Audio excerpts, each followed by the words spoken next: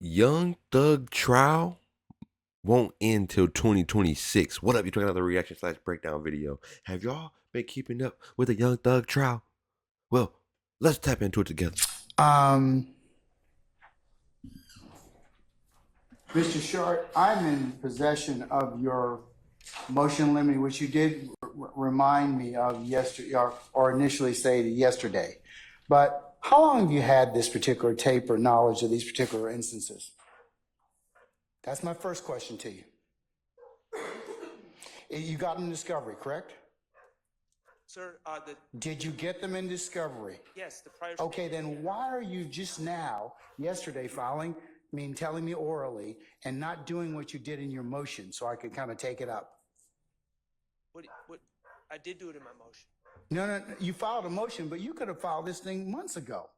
Your Honor, out-of-court statements are not admissible at trial. Okay, that's not what I asked you, okay? If you believe... What is the judge doing? Is he stepping outside of the law right now? If you believed it was going to be an issue, you could have filed this same motion 3, 4, 5 months ago, correct? It's not. Yes or no? If you want me to say yes, yes. Sure. Okay, that's my point. That's my point about... What is the judge doing? He's telling people what to say. Being a forewarned judge is a happy judge, okay? Because we are now taking time out, and I'm putting a jury in the back on something that you told me yesterday about, but you could have memorialized this in a motion more than 3 months ago, probably last year. And I could have taken it up, and I could have ruled on this. I don't have any problem. The look on his face, like, what is happening here, Judge? Why are you yelling at me? Why are you I am American. I ain't no trial. I'm defending them. Why are you yelling at me like this? With that, but this is an example of something. If you want to do something like this, go ahead and file the motion. You should have filed it months ago. That's what I'm annoyed with. Okay, in Your Honor, the state... And that's what it means to be prepared as an advocate. Okay. The state's given you this, okay? You knew about these... Honor, the state... You knew about this issue, right? Perhaps the state, knowing that it's an issue, would not want to admit evidence of an individual being a prosecutor. I get it. He's yelling at a defense attorney for a state's mistake. The state put in bad evidence, and now he's putting a motion up, late or not.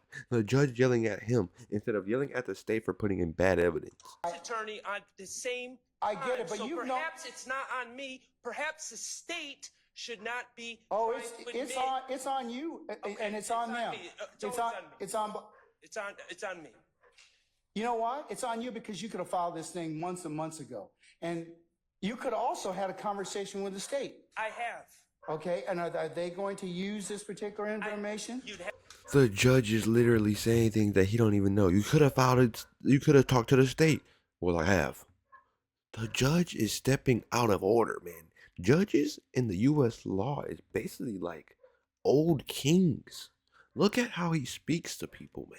No respect. You have to ask them. Well, that's not what I asked you. Are they going to use that particular information? I cannot speak for the state, Your Honor. Okay. Do you see the problem or the issue that you filing this untimely motion has caused?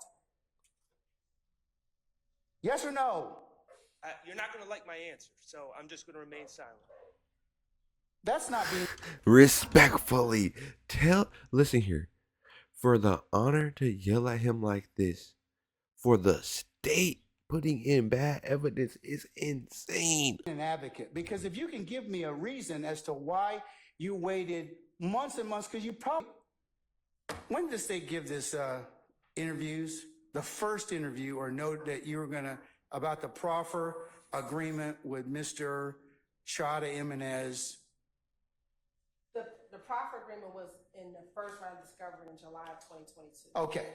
When was the other interviews that were made from 2015 turned over? July 2022. Okay. So arguably, Mr. Sharp, this could have been filed sometime in 2022 or early 2023 when we started having these particular motions. Your colleagues, you filed several motions, several preliminary issues I've had to take up. So that's what I'm telling you in terms of just having to stall the proceedings so I can go ahead and take this up. I'm not trying to stall anything, Your Honor. No. And I don't mean you.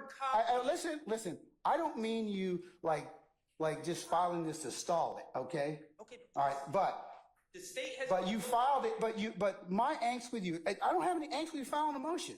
I don't. I'm just annoyed that you didn't file it in 2023. I'm just annoyed that I have to take longer on this trial. And that is the problem, dude. You think you run everything. You think that everything is in the discretion of you. You got these young men sitting in jail. Young Thug can't be able to drop an album and be sitting in jail. And you feel like your time is being wasted? Your time, you yelling at him because your time is being wasted? This is insane. This is absurd. The state has been fully aware that their colleague, who was a gang prosecutor, was serving as a defense attorney on this case. And okay, but that's understand why it's my job to flag that issue. But I have flagged the issue. Okay. And so if I'm going to take now it, I will. You flagged the issue now on the 10th of April of 2024. Have a seat, sir. Okay. I'm just making it clear if you guys have not just heard that. He's yelling at him for the state not doing their job. It's insane. Thank you. State, are you going to be using this recording involving, I'm going to mark Mr. Shart's motion in limine as the next court exhibit, but are you going to really use this motion? I mean, use the proffer agreement or proffer that was held on or about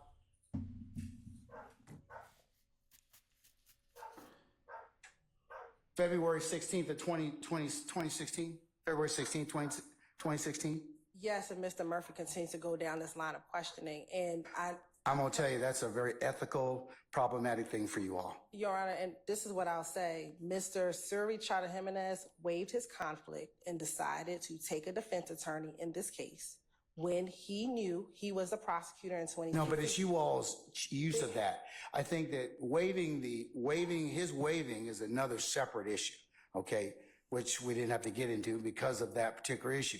But utilizing his particular proffer that he was involved in might be a problem. But it's a prop of the state it's a prior inconsistent statement. But he's a counsel that was involved in this case. Right, but Your Honor, there's no legal basis, there's no ethical basis for this ruling. He was a state's attorney, like anyone else can get jobs and move on and do whatever they want. I know that, but there's a prior inconsistent statement. Whoever the state's representative is doesn't. Why does she get so much respect and you were talking to dude like he's such a problem? She's obviously the problem. Matter.